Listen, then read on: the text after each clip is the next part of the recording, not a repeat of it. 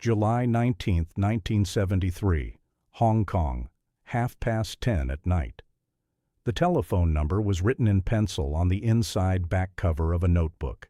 Not a business card, not a typed record. Pencil, in handwriting that someone who knew Bruce Lee well enough would have recognized immediately as his, the tight, slanted script of a person who wrote fast because the thought moved faster than the hand. The number had a prefix that placed it in the new territories, which was already unusual. Most of the people Bruce Lee called regularly were in Kowloon or on the island. This number was somewhere further out, somewhere quieter, and it had been written in that notebook sometime in the preceding weeks, though exactly when and in what circumstances and who gave it to him is part of what the record does not tell us. What the record does tell us is that the call was made on the evening of July 19, 1973, one day before Bruce Lee died, and that when someone tried to reach the same number the following morning, after Cumberland Road, after the ambulance, after Queen Elizabeth Hospital, in the specific chaos of the hours when the people closest to Bruce Lee were trying to understand what had happened and whether anything could have changed it, the line was disconnected. Not engaged, not unanswered. Disconnected, as if it had never existed. I want to be precise about what I mean when I say the record tells us this, because the standard of precision matters here, and I owe it to you to be clear about it from the beginning. The notebook existed. Notebooks of Bruce Lee's have been documented, discussed, and partially reproduced in various accounts over the decades since his death. The handwritten entries in them, philosophical notes, training observations, lists, drafts of ideas in various stages of development, are part of the texture of how people who study his life understand the way his mind worked. That a specific notebook contained a specific phone number in the new territories is the element that exists in a more contested part of the record, documented in one account, referred to obliquely in a second, absent from the official inventory of his personal effects. It is not fabricated. It is also not unimpeachable. I want you to carry that distinction through everything that follows. What is unimpeachable is the timeline around it. July 19th was a Thursday. Bruce Lee was 32 years old, 5 feet 7 inches, and in the week since the Enter the Dragon shoot had wrapped in March, he had been thinner than usual in a way that the people around him had noted without fully naming. The production, the first major Hollywood Hong Kong co-production, Warner Brothers cameras inside Golden Harvest Studios at Hammer Hill Road in Kowloon for the first time, had been completed. The film was in post-production. The release was months away. He had not yet seen it finished. He would not. On the evening of July 19th, he was at home. A call was made. By the following morning, the number was gone. The question this investigation is pursuing is not who answered. We cannot know that. The question is what the call itself meant, what it tells us about where Bruce Lee's mind was in the last full day of his life, what he was reaching toward, and why the number on the other end disappeared so completely and so quickly that the people who came looking for it the morning after found nothing. There was a category of people in Bruce Lee's life in 1973 who operated in a register that did not show up in official records. This is not unusual for someone of his position in this era and this world. The Hong Kong film industry of the early 1970s was not an industry that produced clean paper trails for every relationship. What Golden Harvest Studios had created when it broke from the Shaw Brothers structure was an industry infrastructure built on speed and hunger and personal relationship. Concrete block sound stages in Kowloon with no air conditioning, dim sum carts coming through on lunch breaks, Cantonese and English mixing mid-sentence in every corridor, the harbor smell of salt and diesel drifting in from the water nearby. The people who made things happen in that world were not always the people whose names appeared on contracts. Bruce Lee had advisors of various kinds. People he consulted on philosophical questions. People he consulted on practical ones.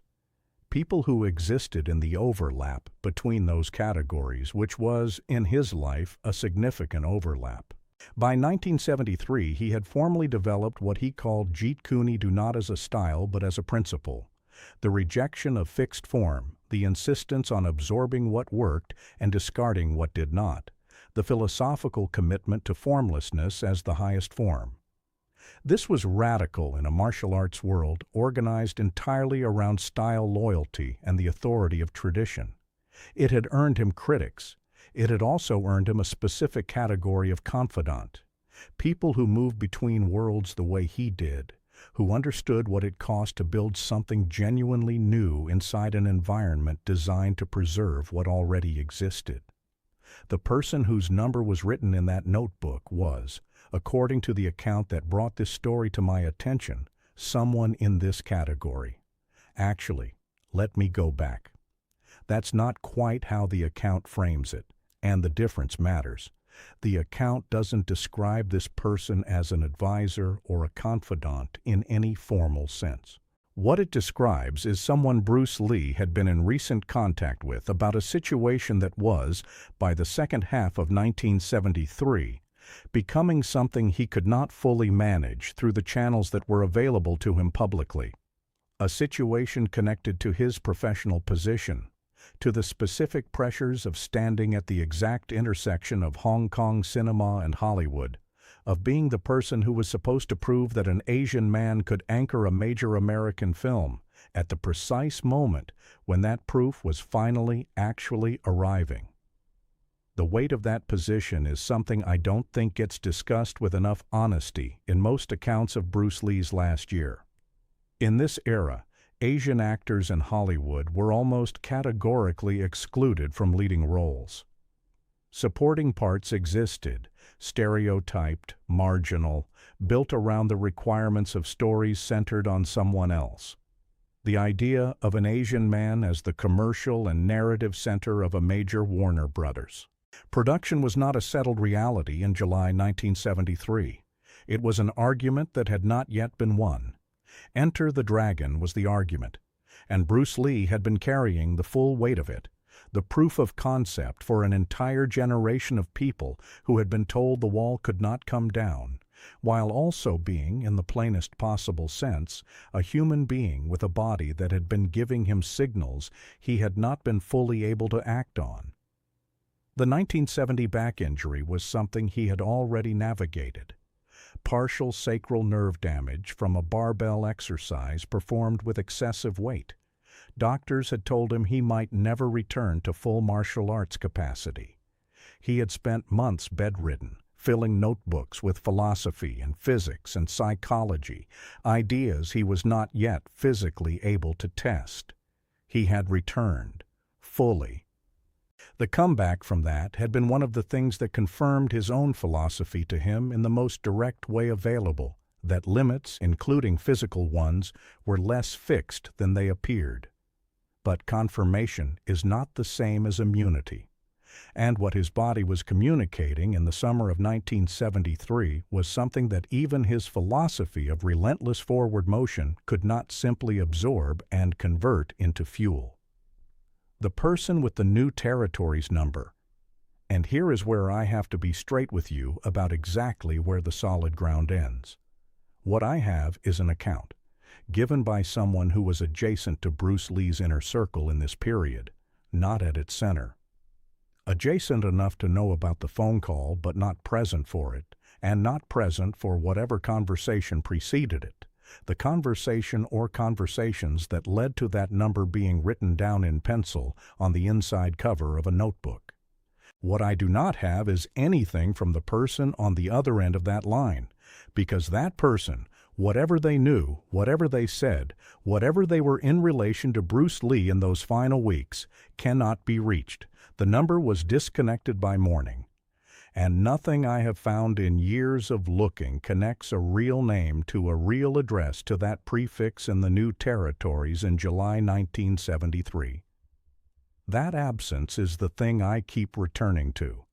Because there are different kinds of absence in a historical record, and they mean different things. There is the absence that comes from time, records that existed and degraded, connections that were never formally documented because the era didn't require it. And there is the absence that has a different quality, the absence that is too complete, too immediate, too specifically timed to the event it surrounds.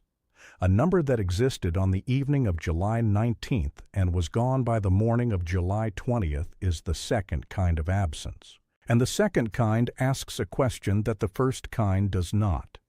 I want to put something to you directly at this point, because I think you're the person who should help me think through it. The phone call on July 19th, the last one, the number that disappeared, could mean a dozen different things. It could be someone Bruce Lee was consulting about a film project, a deal, something entirely practical and ordinary. It could be someone connected to a situation that had no bearing whatsoever on what happened the following day. It could be someone who, when they heard what happened to Bruce Lee on July 20th, disconnected a line for reasons that had nothing to do with him and everything to do with their own circumstances. Or it could be something else. Something that connects to what he was carrying, to what he needed in those last weeks, to the specific gap between what he showed publicly and what he was managing privately. I genuinely do not know. And I want to know whether the disconnected number, as a fact, lands for you the way it lands for me, as something that doesn't fit the shape of ordinary coincidence. Tell me what you think. Leave it in the comments. I mean that. What Bruce Lee did on July 20th, 1973, the day after the call, follows the official record. He went to Betty Ting Pei's apartment on Cumberland Road in the afternoon, a meeting connected to a film project. He complained of a headache. He was given Equagesic. He went to lie down. He was found unresponsive. He was taken to Queen Elizabeth Hospital. He was pronounced dead. Cerebral edema, reaction to meprobamate in the medication. He was 32 years old. The official cause is not in dispute. What is in a different category, the category of things that exist at the edge of the documented, that the official record does not contain, but that the people who were closest to him have, in fragments and over decades, suggested existed, is the picture of what he was managing in the weeks before July 20th. The physical condition that the people around him had noticed and not fully named, the conversation with at least one doctor that had not resulted in the kind of halt that the doctor apparently recommended, the call on July 19th to a number that was gone by morning, and the notebook with its penciled entries that surfaces in one account and not in others, whose contents have never been fully reproduced or fully confirmed. These are not pieces of a conspiracy. I want to be precise about that. They are pieces of a human being at the limit of something. Physical, psychological, professional, philosophical. Moving through the last day of his life with the specific combination of velocity and vulnerability that had defined his entire adult existence, making contact with someone for some reason, one last time. The idea that had organized so much of his interior life, that real living is living for others, that the self is not the center but the instrument, had driven him to carry more than most people carry for longer in service of something larger than personal ambition. Not without personal ambition, with it, but alongside it and sometimes ahead of it. He was trying to prove something on behalf of everyone who had been told the same things he had been told, who had been placed behind the same walls, who had been asked to accept a ceiling that he refused to accept. He was doing it. He had done it. The film was in the can. The proof was made. He just hadn't lived long enough to see it land. The number in the notebook was in pencil. I've thought about that detail more than I can fully explain. Ink is permanent. Ink is for the things you expect to keep. Pencil is for the things you're still working out, the things that might change, that you might need to revise, that aren't final yet, The person who wrote that number down was treating it as something provisional, something that might develop into something else or might not. A line still open. By the morning of July 20th, the line was closed. What was said on that call the night before? What Bruce Lee needed enough to reach out? What the person on the other end offered or couldn't offer? What passed between them in those minutes? No one who is still living has given any account of it. The notebook entry, if it is what the account suggests, tells us only that the number existed and that it was used. The disconnection tells us only that someone, somewhere decided very quickly that the connection should not continue to exist in traceable form. The rest is what the record cannot hold. The sound of a voice, the specific quality of the dark outside Hong Kong harbor that night, the way a person sounds when they are reaching towards something they cannot quite name, and the silence that follows when the line goes dead. Bruce Lee was 32 years old. He had practiced one thing 10,000 times, the thing of making himself into someone the world could not look away from, the thing of converting every obstacle into material, the thing of moving forward through resistance until the resistance became the path. He had done it so completely that even the people closest to him sometimes could not tell the difference between him moving through difficulty and him being fine. That might be the thing about the call that matters most, not who answered, not what was said, but the fact that he made it at all, that on the last full night of his life, the man who had spent 32 years building a self that needed nothing from the outside world, reached for a telephone and dialed a number in pencil in a notebook and waited for someone to pick up. Whatever he needed in that moment, he needed it enough to ask. The number was gone by morning. The asking remains.